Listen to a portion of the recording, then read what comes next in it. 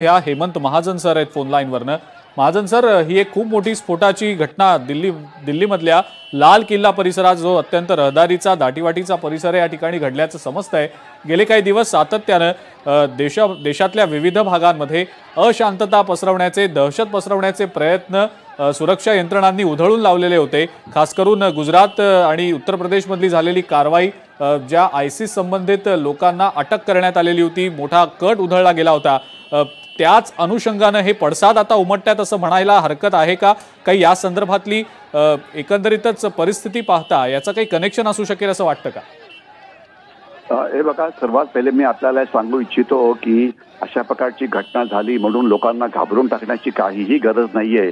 लक्षात असावं की सध्या आपली जी परिस्थिती आहे, आपण दहशतवाद्यांना दहशतवादी कृत्य करण्याच्या आधी 99% लोकांना पकडतोय। म्हणजे तुम्ही जर पेपरच्या बातम्या बघितल्या असतील तर दर 2-3 महिने झाले की कोणी आयसिस वाला, कोणी अल कायदा वाला, कोणी हे पकडले जातात। की जसं हे पहिले होत नव्हतं 2014 आपल्याला आठवत असेल की बॉम्बस्फोट झाल्यानंतर 5-6 वर्षांनंतर ज्यांनी बॉम्बस्फोट केले ते पकडले जायचे आणि त्याचे खटले अजून पण काही जणांचे सुरू आहेत। तर त्याच्यामुळे आता आपलं जे टेक्नॉलॉजिकल इंटेलिजन्स वगैरे खूप चांगलं झालेलं आहे आणि आपण दहशतवाद्यांना कुठलंही कृत्य करायच्या आधीच पकडतो आहे, ही चांगली बाब आहे। आणि एखादा बॉम्बस्फोट झाला आणि काही नुकसान झालं तर त्याचा अतिरेकी करण्याची काहीही गरज नाही। मी तुम्हाला पुन्हा रिपीट करतो आहे, मला खात्री आहे की हे चेक केलं जाईल आणि ज्यांनी हे केलं असेल त्याला पकडण्यामध्ये आपल्याला पुढच्या काही काळामध्येच आपल्याला मदत मिळेल। तर म्हणून या प्रसंगाला अतिरेकी प्रसिद्धी देण्याची गरज नाही, लोकांनी घाबरून जायचं काही कारण नाही।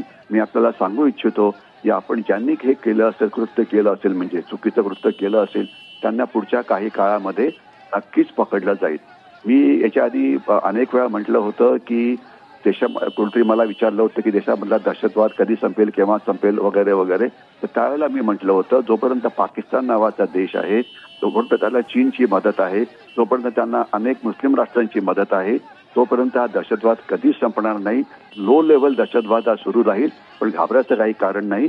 आपण आपली दहशतवादाच्या विरुद्धची जी लढाई आहे ती चालूच ठेवायला पाहिजे आणि जे अशी कृत्य करतात त्यांना पकडायला पाहिजे, त्यांना जे मदत करतात त्यांना पकडायला पाहिजे, पण म्हणून घाबरून जायचं काहीही कारण नाही।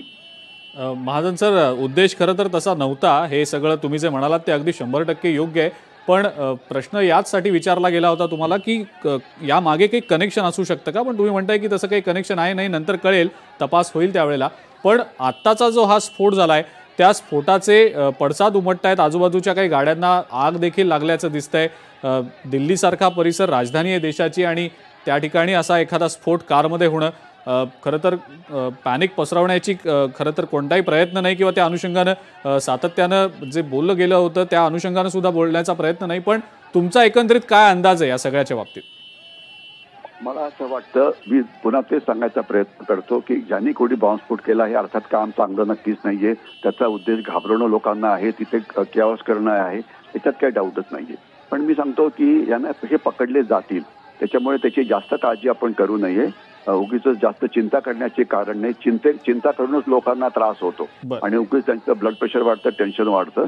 मला खात्री आहे की माझं तुम्ही हे करा की हे प्रसंग अशा प्रकारचे अत्यंत कमी होतील, कमी राहतील आणि 99% लोकांना आपल्याला दहशतवादी कृत्य करायच्या आधी आपल्याला त्यांना पकडलं जाईल।